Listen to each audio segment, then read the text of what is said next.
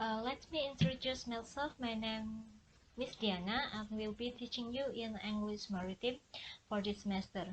I hope that I could make this subject a little bit more fun for you. Today is our first meeting. I hope all the students who join in my class are in good condition. Our model today, we will learn about orthography, etymology, and syntax. Do you know what is about orthography, etymology, or syntax?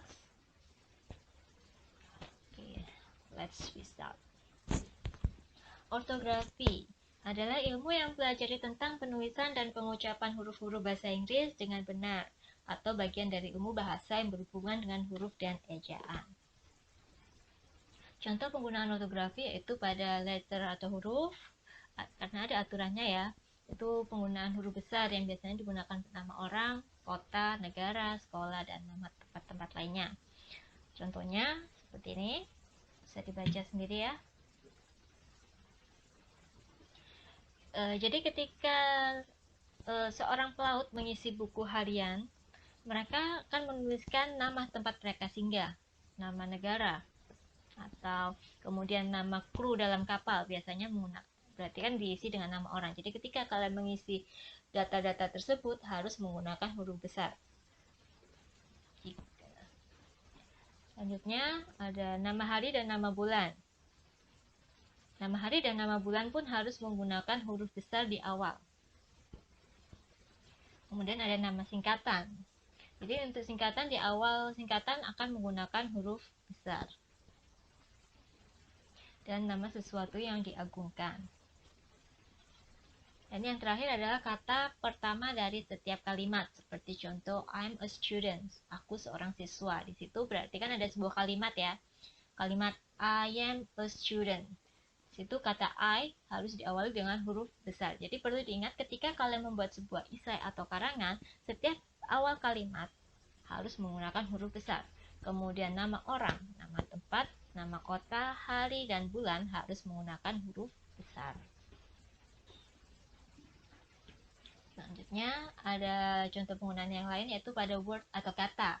Jadi word atau kata itu merupakan rangkaian dari huruf-huruf yang membentuk sebuah arti, misalnya love atau cinta, get mendapatkan. Kemudian yang ketiga silabel atau suku kata. Di sini kita akan belajar ada 4 silabel atau suku kata. Dari silabel ini kita bisa tahu pengucapan yang benar itu seperti apa. Ada monosilabel, disilabel, trisilabel, dan polisilabel. Untuk mono itu berarti artinya satu. Berarti yang dimaksud dengan monosilabel adalah kata-kata yang terdiri dari satu suku kata saja. Misalnya ada sign, tanda. Kemudian crew, awak kapal. Speed, kecepatan. Port, pelabuhan. Maksudnya di sini itu kata dipenggal ya, utuh dia bentuknya. Kemudian crew. Kata crew juga dia bentuknya utuh, tidak ada pemenggalan kata. Speed, dia juga bentuknya utuh, tidak dipenggal-penggal seperti itu. Jadi ketika kalian membaca ada kata sign seperti ini, jadi langsung sign, crew, speed, dan port. Selanjutnya ada dissyllable yang artinya terdiri dari 2 suku kata saja. Misalnya ada clever. Di sini ketika kita menulis dia bentuknya memang satu suku kata, tetapi ketika kita membaca kata tersebut dia terdiri dari 2 suku kata. Clever yang artinya pandai. Kemudian ada degree. Di sini tulisannya satu ya, satu kata, tapi ketika cara membacanya itu 2. Degree artinya derajat. Selanjutnya ada minute yang artinya menit. Setelah itu ada problem ya kan, yang artinya masalah. Dan danger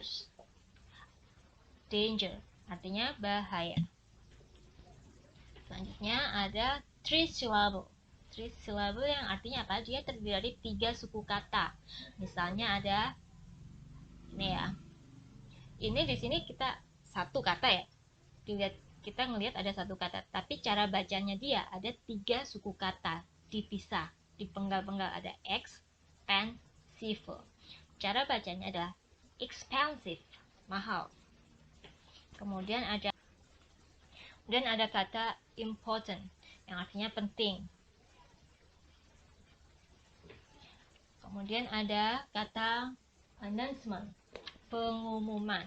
Di sini kita penggal kata announcement dari kata a, announcer, dan men.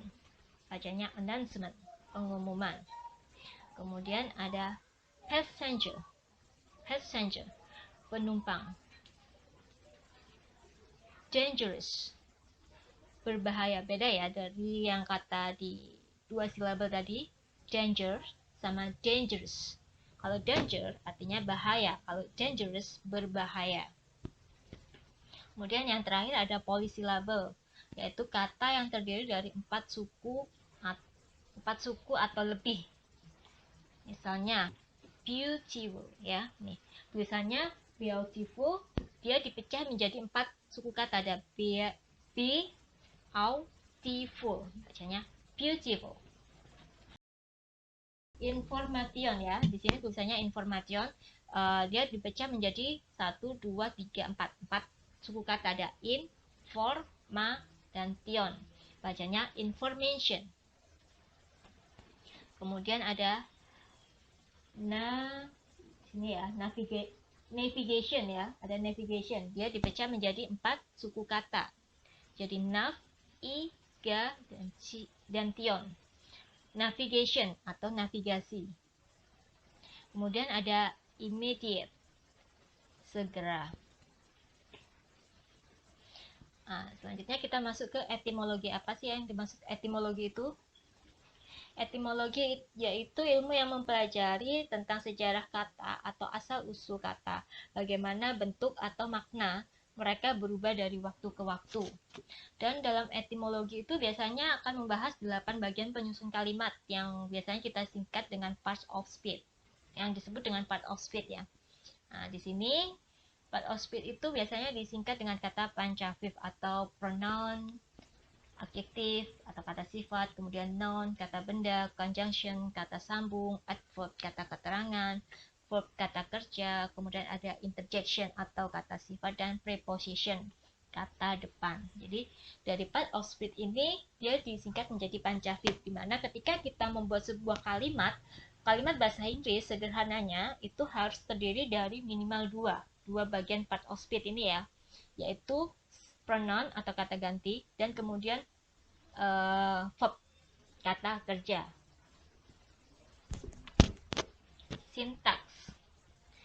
Apa yang dimaksud dengan sintaks? Sintaks yaitu sebuah cabang ilmu yang mempelajari cara penyusunan kata-kata bahasa Inggris menjadi sebuah kalimat yang tepat dan sesuai. Nah, sintaks tadi masih berhubungan dengan yang namanya etimologi atau penggunaan dari part of speech, ya. Jadi dalam membuat kalimat bahasa Inggris itu minimal harus ada kata subjek dan verb, kata kerja. Contohnya, you understand well about English.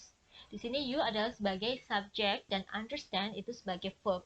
Sementara well about English itu artinya adverb. Dia menjadi satu kesatuan, adverb atau kata keterangan. Demikian modul kita kali ini. Di sini ada tugas buat kalian, yaitu make a essay about yourself and your goal. Artinya, buatlah sebuah karangan tentang diri Anda dan cita-cita Anda itu seperti apa. Nah, setelah kalian menulis sebuah karangan, kemudian kalian merekam diri kalian untuk berbicara depan kamera. Make a video which is containing about your essay. Jadi, kalian membuat sebuah video di mana kalian membacakan karangan kalian atau menjelaskan tentang karangan kalian. Nah, poin-poin yang akan dinilai dalam tugas ini perlu diingat, ya, ada nama, name, nama lengkap atau full name atau complete name, kemudian tempat tanggal lahir, place, date of birth, kemudian usia atau age, asal, alamat atau address, pekerjaan, occupation atau job. Pekerjaan kalian adalah siswa, ya, berarti students. Tempat kerja atau tempat sekolah berarti di SMK N1 Belaga. Kemudian hobi kalian apa, dan cita-cita atau dream-nya kalian itu apa, dan goal-nya kalian itu apa. Kalian tuliskan di dalam sebuah karangan singkat itu. Oke. Sekian. Terima kasih. Thanks for your attention. Sekian dan terima kasih. Oh ya,